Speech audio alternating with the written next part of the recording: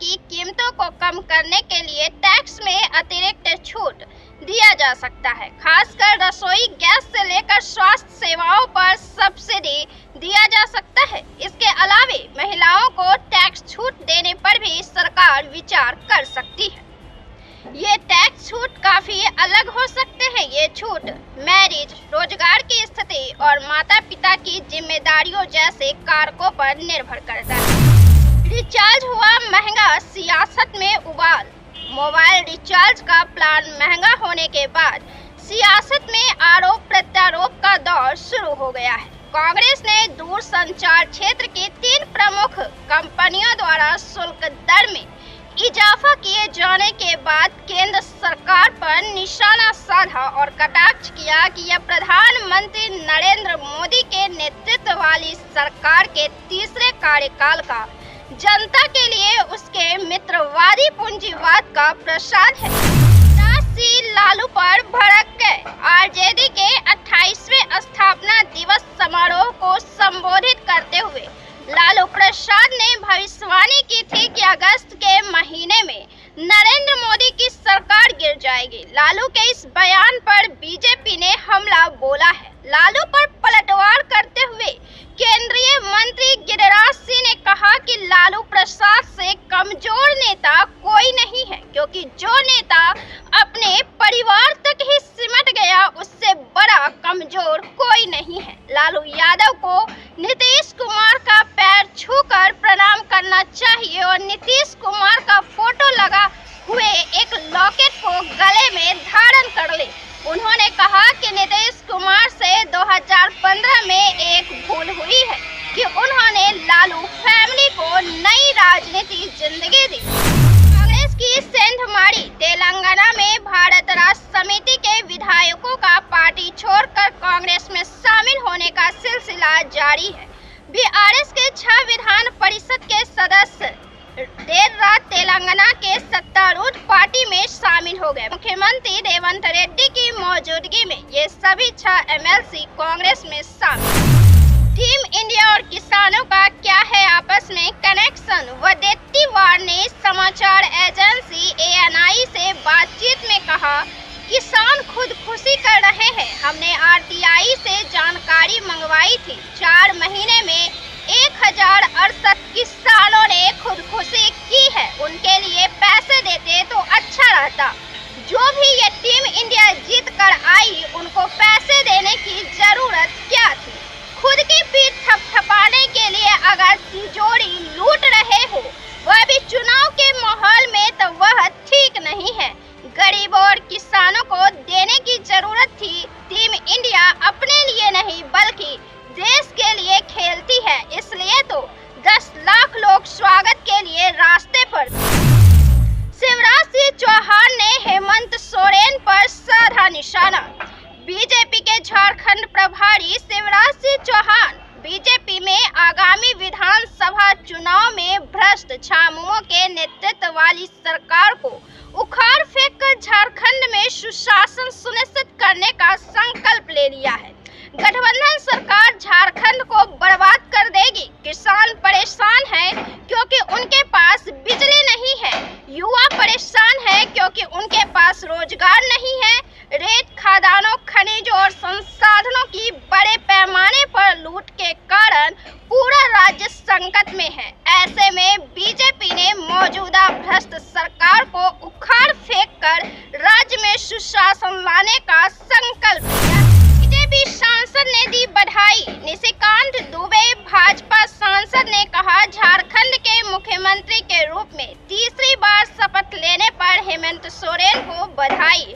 चंपई सोरेन आप बहुत याद आएंगे, परिवार से बढ़कर कुछ नहीं।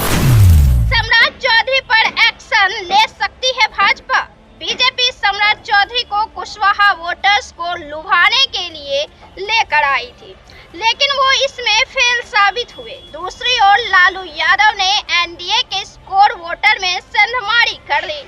यही वजह है कि चुनाव के ठीक बाद बीजेपी का एक बड़ा धड़ा सम्राट चौधरी के खिलाफ खड़ा हो गया। पार्टी के कई बड़े नेता उनके नेतृत्व पर सवाल उठा रहे हैं। पार्टी सूत्रों के मुताबिक बिहार बीजेपी आगामी विधानसभा चुनाव नए प्रदेश अध्यक्ष के नेतृत्व में लड़ सकते हैं। प्रशांत किशोर का हमला। सम्राट चौधरी को घेरते हुए प्रशांत किशोर ने चौंकाने वाला दावा कर दिया है और कहा है कि बिहार में उप मुख्यमंत्री बने रहने के लिए सम्राट चौधरी ने अपनी गर्दन कटवा ली। बीते दिन जाकर उप मुख्यमंत्री बनने की लालच में अपना सिर और मुरेठा दोनों को कुर्बान कर दिया। उनका तो एक ही लक्ष्य था, नीतीश कुमार को हराना, मगर देखिए अब उनका लक्ष्य सिर्फ उप मुख्यमंत्री बने रहना है।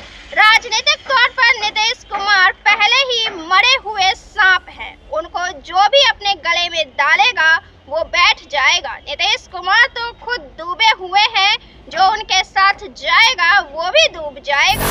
35 साल का सूखा खत्म करने की तैयारी में है राहुल गांधी। नेता प्रतिपक्ष के बाद राहुल गांधी का पहला दौरा गुजरात में होने वाला है। लोकसभा में राष्ट्रपति के अभिभाषण पर चर्चा के दौरान राहुल ने कहा था कि इस बार वो गुजरात में बीजेपी को हराएंगे। उन्होंने इस बात का दावा किया था। राहुल ने कहा कि 2027 में इंडिया गठबंधन बीजेपी को हराएगा। इस बयान के बाद राहुल का गुजरात दौरा इस बात का संकेत है कि उन्होंने 2027 की तैयारी अभी से ही शुरू कर दी। प्रधानमंत्री मोदी और रामविलास पासवान के रिश्ते पर चिराग पासवान ने खोला सीक्रेट। चिराग पासवान ने अपने पिता रामविलास पासवान और पीएम मोदी की दोस्ती को याद किया। चिराग पासवान ने कहा कि प्रधानमंत्री नरेंद्र मोदी और उनके पिता रामविलास पासवान के रिश्ते बहुत खूबसूरत रहे हैं। चिराग ने आगे कहा कि प्रधानमंत्री नरेंद्र मोदी भी हमारे पिता द्वारा किए गए हर कार्यों को सराहने का काम किया। आज भी हर मंच से मेरे पिता के जाने के बाद बखूबी पीएम मोदी उन्हें याद करते हैं। प्रधानमंत्री मोदी पिता रामविलास पासवान को अपना दोस्त, मित्र और एक करीबी साथी के नेता कहकर उन्हें संबोधित करते हैं। प्रधानमंत्री मोदी उनके पिता के अनुभव को बहुत ही अधिक अहमियत देते थे। इनके खिलाफ बॉर्डर पर भारत उतारेगा घातक हथियार। भारत और चीन के बीच बॉर्डर पर लंबे समय से तनाव बना हुआ है। एक रिपोर्ट के मुताबिक चीन को मुंहतोड़ जवाब देने के लिए भारतीय सेना ने भी तैयारी कर ली है। इसके लिए पहले से ही कई घातक हथियार को चीन सीमा पर तैनात किया गया है। भारत जल्द ही चीन के खिलाफ लद्दाख में अमेरिकी स्ट्राइक को उतार सकता है। इसके लिए भारत और अमेरिका के बीच बातचीत चल रही है। बहुत जल्द भारतीय सेना 500 से ज्यादा इन्फेंट्री कॉम्बैट व्हीकल की खरीद करेगी। मायावती जमकर बरसी। बसपा प्रमुख मायावती पहली बार नारायण साकार हरि उर्फ भोले बाबा के खिलाफ खुलकर बोली है। उन्होंने कहा कि लोग बाबाओं के पाखंड में ना फंसे, अपनी तकदीर खुद बदले, बाबा साहब के बताए रास्ते पर चले, राजनीतिक स्वार्थ में कमजोर न पड़े। मायावती ने कहा कि देश में गरीबों, दलितों व पीड़ितों को अपनी गरीबी को दूर करने के लिए हाथरस के भोले बाबा जैसे बाबाओं के अंधविश्वास और उसके पाखंड में न फंसे। अखिलेश का योगी सरकार पर फूटा आक्रोश। अखिलेश यादव ने लिखा, उत्तर प्रदेश शासन प्रशासन हाथरस हादसे में अपनी नाकामी छुपाने के लिए छोटी छोटी गिरफ्तारियां दिखाकर सैकड़ों लोगों की मौत से अपनी जिम्मेदारी का पल्ला झाड़ना चाहता है। अगर ऐसा हुआ तो इसका मतलब ये निकलेगा कि इस तरह के आयोजन में हुई प्रशासनिक विफलता से किसी ने कोई सबक नहीं लिया और ऐसी दुर्घटनाएं भविष्य में भी दोहराई जाती रहेंगी। दुकानों का नाम हिंदू देवी देवताओं के नाम पर ना रखे मुस्लिम दुकानदार।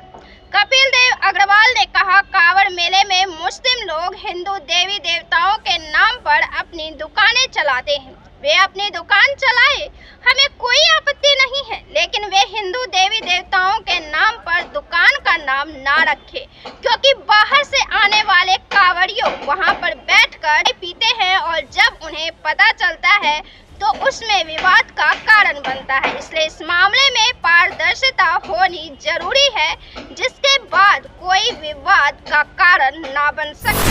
22 से रिचार्ज महंगा हो गया है और उसे लेकर कांग्रेस ने भाजपा पर आरोप लगाया है और पूंजीवादी की सरकार घोषित किया है। आप इस पर क्या राय रखते हैं? आप इसे कैसे देखते हैं? अपना जवाब हमारे साथ जरूर साझा करें। वीडियो को लाइक करें, शेयर करें और चैनल को सब्सक्राइब जरूर से कर लें।